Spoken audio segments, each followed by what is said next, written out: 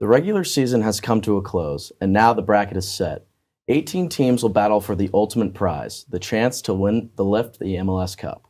I'm Josh Armour, joined by Owen Cameros and Massimo Buonagurio, and we're here to break down the MLS playoffs on Penn State Sports Night. So Owen, after a chaotic decision day, which team are you most excited to watch entering the postseason? Well, it's the team that broke the record for the most points in the regular season. It's Inter Miami. Inter Miami, I call it the Messi experiment. No team in MLS history pretty much has had 4 European world-class players on a team at once. Inter Miami has done that. They've used Messi as a bargaining chip. They've got Busquets, they've got Alba, they've got Suarez, and even now I think Di Maria is on the way in January. He'll be here obviously after the season. Messi and Inter Miami were very, very good at the end of last season. They carried that momentum into this season, broke the Supporter Shield record for the most points in a regular season. Now they head into the playoffs. It's the first time Messi's been in the playoffs for MLS. That being said, he's obviously Lionel Messi. He's not exactly a rookie in terms of, postseason success, in terms of tournament success. The thing with Messi and Inter Miami is every once in a while, maybe 1 out of every 10 games, they're prone to just a catastrophic match. And that can happen in the playoffs. There's not really much parity in the MLS. Teams can win, teams can lose that you'd never expect. I look at, the upsets that LAFC has had in the past few years. I look at the upsets other teams have had in the playoffs. The thing with Messi and Miami is going to be they're very talented, but these games come quick. The MLS playoffs is quick. There's an expanded format. Now you play 3 games in the first round, 1 still in the second, third, and fourth round. That being said, with Messi and Miami, it is going to be a situation of can they avoid that disastrous game? I think they can because I think their offensive talent is just off the charts, and I think they have a reasonably easy schedule into MLS Cup, and then obviously it gets more difficult after that, once they make it further in to the rounds. The thing with Messi and Miami, and my big point is limit defensive mistakes, which has been an issue, and it's been kind of a thorn in the side of Miami this year, but I think that they can limit mistakes. They have a very good young defensive core. Yeah, I'm going to have to go the other Florida team, Orlando City. I mean, they had a rough start, in the halfway through the season, 17 games, they only got 17 points. So they averaged 1 point per game.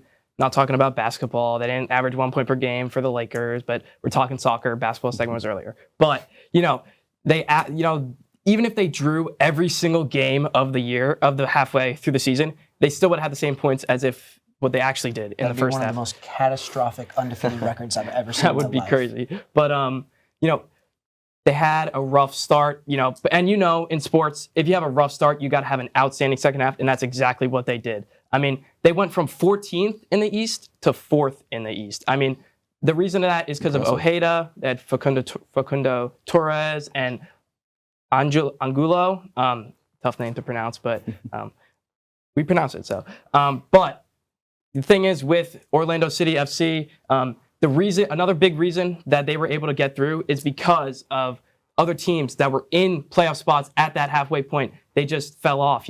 Nashville, Toronto, Philadelphia Union. They had those spots, but they just they had a worse second half compared to chaotic Eastern Conference. Very chaotic. And the thing is with Orlando, that halfway, last year, they were second in the East with 63 points. So halfway through the season, MLS had them graded an F. So, they got it done. They had their players shine in that second half. And, I see them beating Charlotte in the first round, and they could play Miami, a little Florida showdown. And they're definitely interesting to watch. So I'm happy to see them. Yeah, both the teams from Florida, I'm definitely interested to see how they fare in the games that lie ahead. But speaking of the games that lie ahead, we have 18 teams entering the playoffs, which means there's going to be 10 matches before the first round is said and done with. So, Massimo, which matchup are you most excited for? I'm going to have to go with the team that you talked about, Inter Miami. It is hypothetical. Atlanta does have to win tomorrow. They have to beat Montreal, but I think they'll get it done. I mean, Inter Miami, it's Inter Miami. I mean, they have Messi, Alba, Busquets. I mean, the list goes on. We could talk about all those players, but we don't have enough time in this segment to do that. But, they break records. They just broke records. They just got the most points out of any team with 74. They overtook New England, who they actually beat. Messi becomes the all-time goal scorer for Inter Miami, gets his first hat trick for Miami. And, we don't have to talk about Miami. You talked about them a lot. But Atlanta United, I'm more excited about this game mainly because of the storyline. What do these two teams have in common? Tata Martino. When Atlanta started, they had Tata Martino. In 2017, they came up short, but they had a very good first season, lost the PKs to Columbus. And then the second season, just their second year, They got it done. They won the MLS Cup, and they were the reason that people were watching MLS was because of that duo in Almiron and Martinez. And then they knew that he was not going to be coming back. He went to manage Mexico, and then Messi came to Miami, and now he's at Miami. So, it's going to be very interesting. And they could cause trouble for Miami. In the regular season, they beat Miami 3-1, and they tied 2-2. So, I'm excited to see it. From Atlanta's glory days to now Miami's glory days, I think it'll be a fun matchup to watch. Yeah, it's fun. There's a lot of storylines. You look at Atlanta, who fired their coach, Gonzalo Pineda, about midway through the season. Kind of a shocker they're even in the playoffs at this point. Had a very, very good second half turnaround. And then also you have to look at not only Tata Martino, but also Joseph Martinez, who's also played for both of these squads. On the flip side, for me, it's going to be the Western Conference kind of matchup that a lot of people are overlooking. It's the Galaxy and the Colorado Rapids.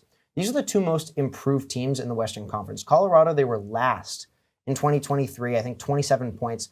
This year, they're in 7th. They've had a very, very good turnaround, 50 points. And then the Galaxy finally have gotten their spending right. The Galaxy has always been a spendy team, but they finally went out and got some players. Replaced Chicharito really well. Puig is an absolutely very, very good player. The Galaxy now in first in the Western Conference, a turnaround season. They're back to the team of old that we've seen with Donovan and Beckham and players like that. The issue that I have with the Rapids is going to be their defense. The Rapids, they've become from a maybe an abysmal team to a solid team defensively, but they're still prone to defensive mistakes.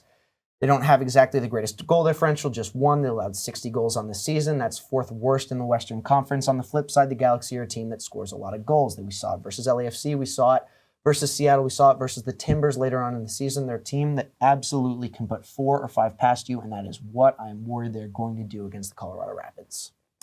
Yeah, that's definitely a heavyweight matchup, which I'm very excited for. And Atlanta-Miami, if it happens in the first place, would definitely be a very David and Goliath type storyline that would be awesome to see.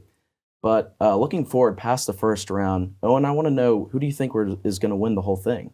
Let me ask you this. Besides LAFC, who are the Western Conference powerhouses? I'm not going to let you answer. It was rhetorical. It's Seattle, it's the Galaxy, it's the Dynamo. LAFC is so incredibly good against those 3 teams for some reason. In fact, their toughest matchup might be if Portland beats Vancouver and plays against LAFC in the first round, because Portland's the only team in the Western Conference in the playoffs that actually has a winning record versus LAFC. LAFC and Seattle. LAFC in the last 9 matches, 7-0-2. 6-3-0 versus the Galaxy. Very, very good as well versus the Dynamo in their history. I believe they have 14 wins. The thing with LAFC is they have a very easy route to the finals, and then once you get into the finals, it's a crapshoot. It's literally, will one team have a good game? Will one team have a bad game? That's the thing that LAFC struggled with these past few years against the Columbus Crew, but I don't think the Crew's going to make it because of how dominant the Eastern Conference is. So at the end of the day, here's my take with LAFC. They're going to make the finals. They're going to make MLS Cup. They're going to play in the MLS Cup finals. It's 50-50 at that point. I like those odds versus taking a team that maybe has a tougher route to the playoffs, like a Miami, like a Columbus, like even a Seattle or Houston. I think we have some very similar points today because I'm going to have to go the other LA team. I'm going to go LA Galaxy. They have the 3 Ps in Paintsel, Peck, and Puig. Very outstanding, very young. Paintsel is 26. He's a little bit older, but their other 2 players very young, 24 and 23, I believe. But to be honest, it was a decision for LA Galaxy to get that 2nd seed in the Western Conference. And honestly, you would even think that they might have just lost that game on purpose, mainly because they probably didn't want to play Portland because of how good they are, And we know in sports, seeding really doesn't matter that much. I think they beat Colorado, and I think they beat the winner of Real Salt Lake and Minnesota United. If LAFC or even Portland makes that final, it'll be tough for them. But if neither of them do, I think they'll go to the MLS Cup final. But LAFC, the reason I don't have them is mainly because they rely heavily on Bouanga and Bogusz, and they have a very old team. They're out of all the teams in the playoffs. They have the oldest average age in 28.3, and you don't like the experience. The experience is definitely good, but Lloris, he has the most clean sheets. But Giroud in the MLS, he's a goal scorer. He literally has won an award for scoring a goal. But I think it should have been that goalie who scored the bicycle kick, to be honest. But I think out of all the games he's played, he only has 1 goal contribution, and it's an assist, So, I think LA Galaxy, just with their youth and their talent, I think they beat out LAFC. I'd say they could beat LAFC, so. Wow. I'm actually shocked that neither of you mentioned the team that Lionel Messi's on, but that's just me. Well, the road to the Cup is set, and the answer to who will rise to the occasion lies only in the games ahead. I'm Josh Armour, joined by Owen Cameros and Massimo Buonagurio, and we thank you for watching Penn State Sports Night's MLS Playoff Preview. Hey everybody, thank you for tuning into this edition of Penn State Sports Night. We hope you liked that segment. And we're sure there's other Penn State Sports Night segments that you are going to love as well. Be sure to subscribe to our YouTube channel for more content. And check us out on social media for updates and behind the scenes clips and pics. Follow us on Twitter at PSSN TV and on Instagram at PSU Sports Night to keep up with all the action. For all of us here at the Belisari Media Center, we are Penn State Sports Night.